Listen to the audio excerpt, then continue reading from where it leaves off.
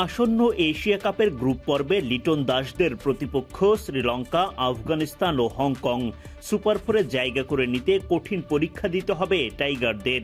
সেই লক্ষ্যে চূড়ান্ত স্কোয়াড গঠনের কাজ করছেন বিসিবির নির্বাচক প্যানেলের সদস্যরা। শ্রীলঙ্কা ও পাকিস্তানের বিপক্ষে সবশেষ দুটো সিরিজ জিতে ফুরফুরে মেজাজে বাংলাদেশ দল।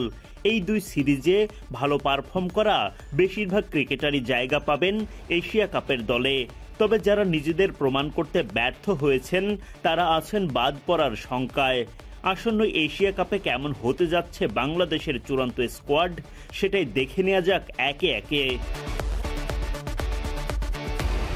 2025-এর এশিয়া কাপ শুরু হতে যাচ্ছে আগামী 9 সেপ্টেম্বর থেকে।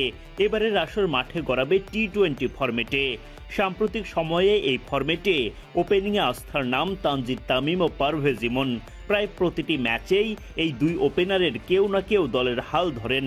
এশিয়া কাপেও তামিম ইমনদের কাঁধেই থাকছে ইনিংস শুরু করার গুরু দায়িত্ব। ব্যাকআপ ওপেনার হিসেবে দলে জায়গা করে নেওয়ার সুবর্ণ সুযোগ ছিল নাঈম শেখের সামনে, কিন্তু শ্রীলঙ্কা কিংবা পাকিস্তান সিরিজে নিজের নামের প্রতি সুবিচার করতে পারেননি তিনি। ফলে এশিয়া কাপের দলে জায়গা হারাতে যাচ্ছেন নাঈম। 3 নম্বর পজিশনের গুরুত্বপূর্ণ দায়িত্ব অধিনায়ক লিটন দাসের কাঁধে। একই সাথে উইকেট কিপিং গ্লাভসও থাকবে অধিনায়কের হাতে। কখনো রানের জোয়ার, কখনো খরা, ব্যাট হাতে এমন দোলাচলের মধ্যে তাওহিদ হৃদয়। তবুও দলের মিডল অর্ডারের আস্থার নাম তিনি। গেল দুই সিরিজে নিজেদেরকে দারুণভাবে প্রমাণ করেছেন শামীম পাটোয়ারি ও জাকের আলী অনিক।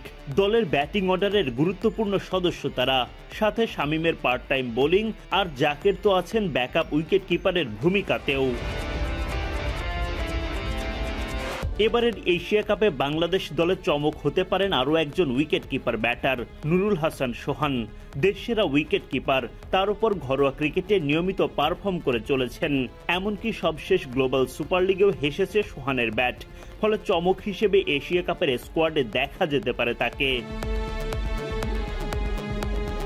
টি-20-র চাহিদা মেনে ব্যাটিং করতে পারছেন না অলরাউন্ডার মেহেদী হাসান মিরাজ। টানা সুযোগ পাওয়ার পরও খোলসবন্দি ব্যাটার মিরাজ। ফলে এশিয়া কাপের দলে তার জায়গা হারানো নিয়ে আছে শঙ্কা। তবে শেখ মেহেদীর জায়গা অনেকটাই পাকা। স্পিন বিভাগে মেহেদীর সাথে অবধারিতভাবেই থাকবেন রিশাদ হোসেন। বাহাতি স্পিনার হিসেবে টিকে যেতে পারেন নাসুম আহমেদও। টাইগার পেস ইউনিটের তীব্র প্রতিদ্বন্দ্বিতা। এই বিভাগে দলকে সামনে থেকে নেতৃত্ব দেবেন মুস্তাফিজুর রহমান ও তাসকিন আহমেদ। তানজিম সাকিবের জায়গাও অনেকটা নিশ্চিত। ব্যাটিং সামর্থ্য থাকা মোহাম্মদ সাইফুদ্দিন বাড়াবেন দলের শক্তিমত্তা। শরীফুল ইসলামও আছেন বেশ এগিয়ে। এদিকে জিএসএল এ দুর্দান্ত বোলিং করা খালেদ আহমেদ এখন আলোচনার কেন্দ্রবিন্দুতে। কারো ইনজুরি কিংবা চমক হিসেবে তার কপাল খুলে গেলেও অবাক হওয়ার কিছুই থাকবে না। এবারের এশিয়া কাপে বাংলাদেশ আছে বি গ্রুপে। টাইগারদের প্রতিপক্ষ শ্রীলঙ্কা, আফগানিস্তান ও হংকং। বাংলাদেশ নিজেদের প্রথম ম্যাচ খেলবে 11 সেপ্টেম্বর হংকংয়ের বিরুদ্ধে। 13 সেপ্টেম্বর টাইগারদের লড়াই শ্রীলঙ্কার বিপক্ষে। গ্রুপ পর্বে নিজেদের শেষ ম্যাচে লিটনরা 16 সেপ্টেম্বর মুখোমুখি হবেন আফগানিস্তানের। Adnan Ahmed, BD Cric time.